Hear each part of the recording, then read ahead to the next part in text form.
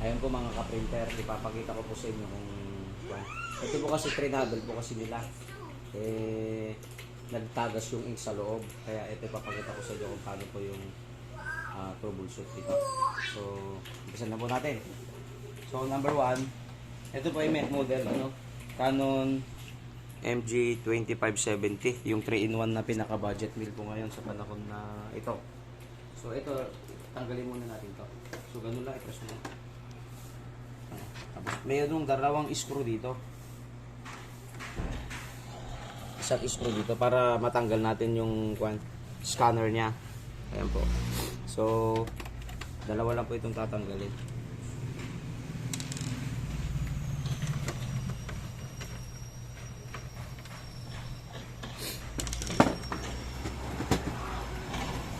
Iangat lang natin dito sa likod. Iangat natin. Yun na lang. Tapos tanggalin natin yung strip. Yan. May dalawa itong yung ribbon. So, dalawa lang po kasi connected. So, sa control panel niya, tsaka yung sa scanner. Ito po yung scanner, ito yung control panel. So, hina-hina lang natin. Yan. Hanggang na po. So, ito po yung So, papakita ko po sa inyo, ano po ito bagas. Dito po nag-leak siya. So, normal lang naman dito, pero masyadong maraming leak. Tsaka kung pansinin nyo, may pumuntang ink dito kasi tumagas yung sa cartridge.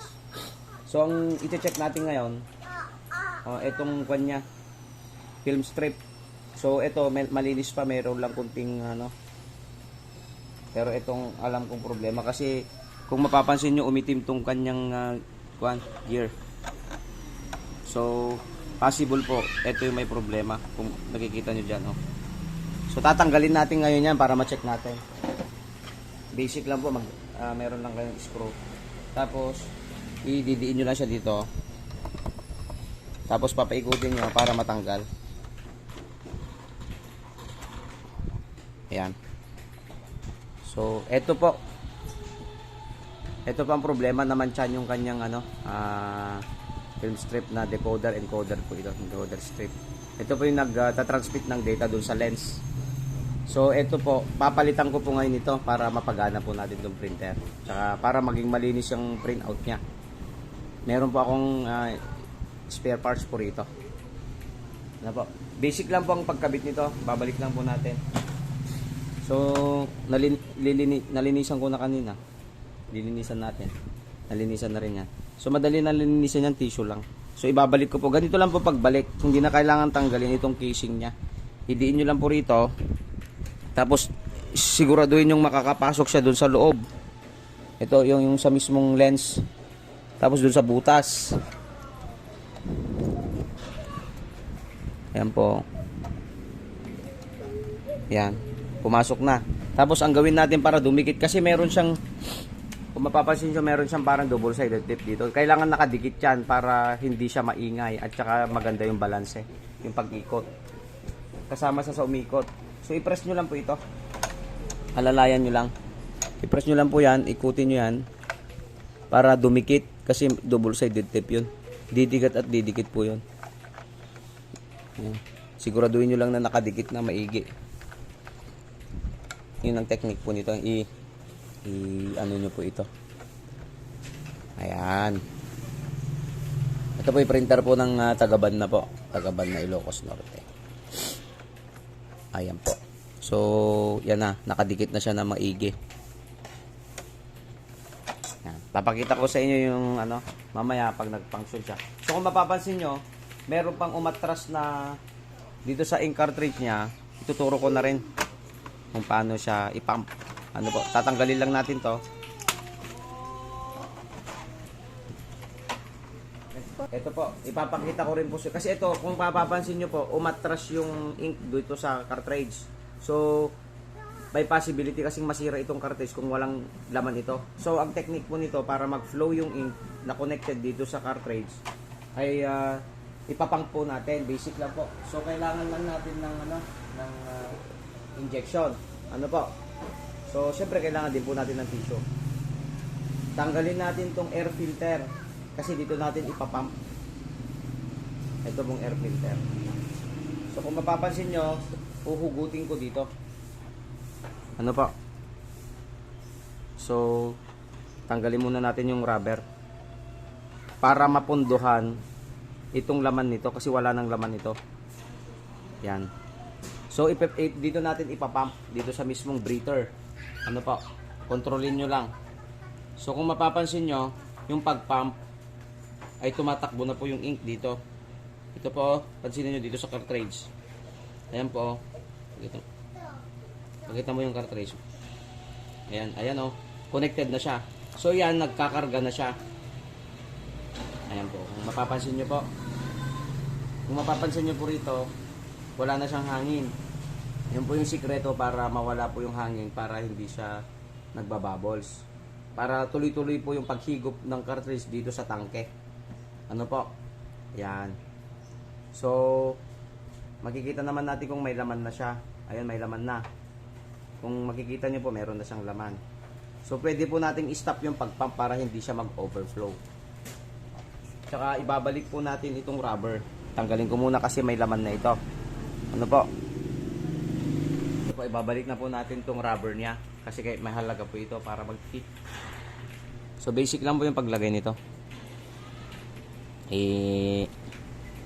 Kunting diin lang. Hanapin nyo lang po yung kanyang kwan. Yan.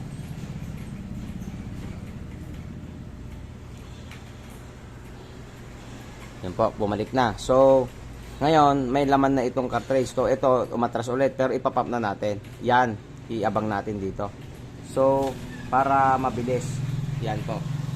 Kung mapapansin nyo, umakyat na yung ink.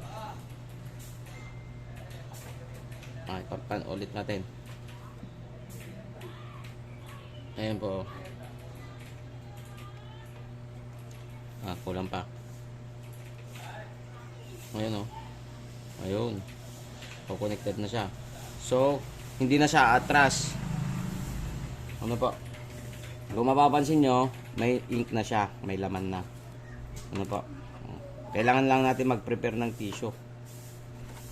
Kasi, yun po yung kung ng pagpapump niya. Ulitin natin yung pagpapump para final. Ayan.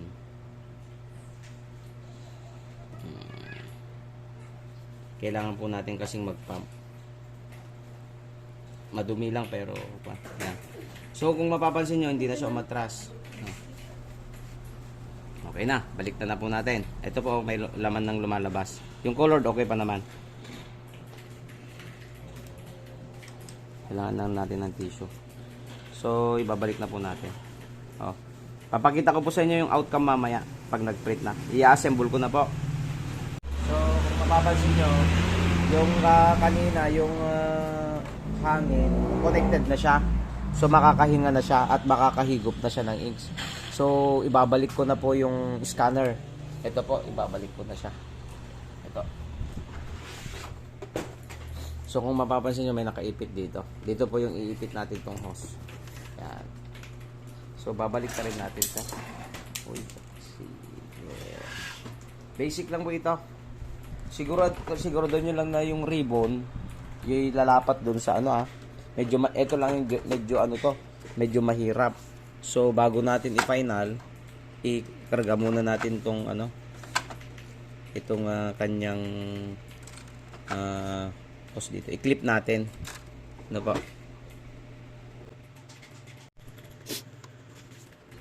Yan, siguro din natin na maganda rin yung fog flow nung hose kasi baka maipit. So okay naman siya so far. Adjust natin para hindi sumayan. So ganyan lang po ka basic. So ibabalik na po natin ngayon. So kailangan natin i-shoot tong ribbon. Maging maingat lang po kayo dito kasi baka magasgas yung pin.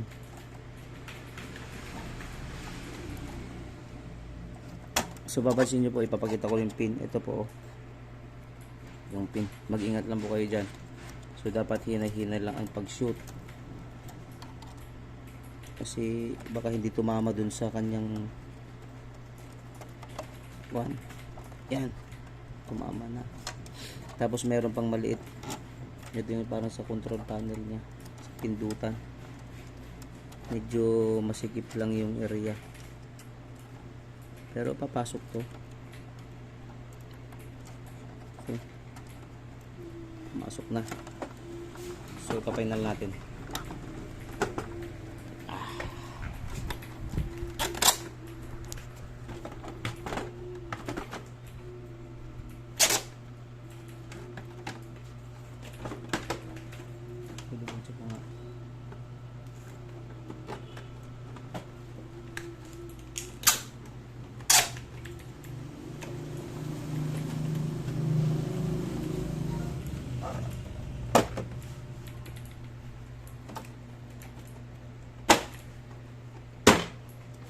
Ayun. Swak ko, swak ko. Ipipit natin ngayon dito. Kasi mukhang hindi ata nagpita. Kala ko pumasok.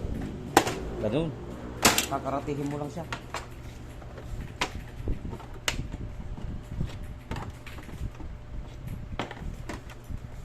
Yun. Yun oh. Pumasok na oh. So mapapansin nyo po, yung pag-flow ng hose, ganyan oh. So, hindi siya sumasayad.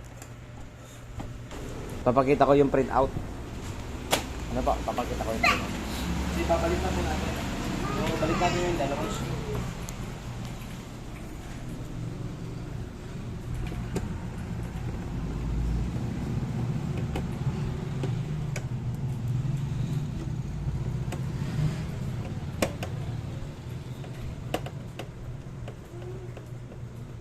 Pitan natin para hindi siya para may mabilis na ibalik ito yung paper guide niya. Ganyan lang po. Ayun. Isasaksak na natin para makita yung kanyang print out.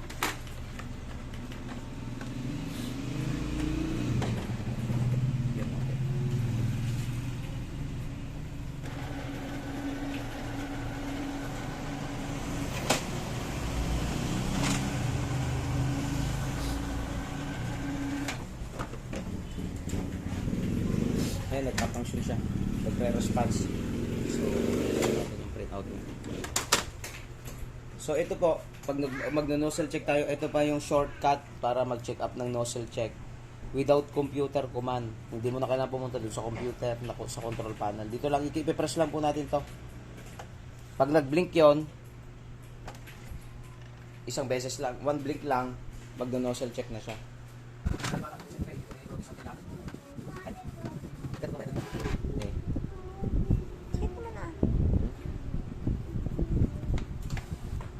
Ito na po ang kanyang meron na siyang laman. So, yun po yung sikreto. So, isang blink. Ulitin ko basta naka-steady po yung green light. Ito po yung nozzle check. Isang blink lang. Yun. Pag nag-blink tong isang blink lang po yan. Yan o. Papapansin nyo po. Ganun lang po kasimple pag nozzle check sa ganitong model. Ano ba? So, kung cleaning naman po, ano ko rin po yung cleaning, yung shortcut. Double blink po itong ilaw na to. So, kikleaningan po natin siya ngayon. Long press lang po itong stop button. 1, 2. Bitawan mo yon. May-maintenance siya na sarili niya.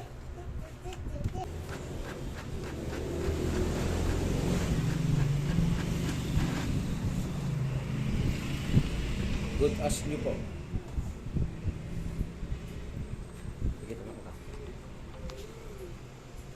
Okay na. So, wala na sa gulo.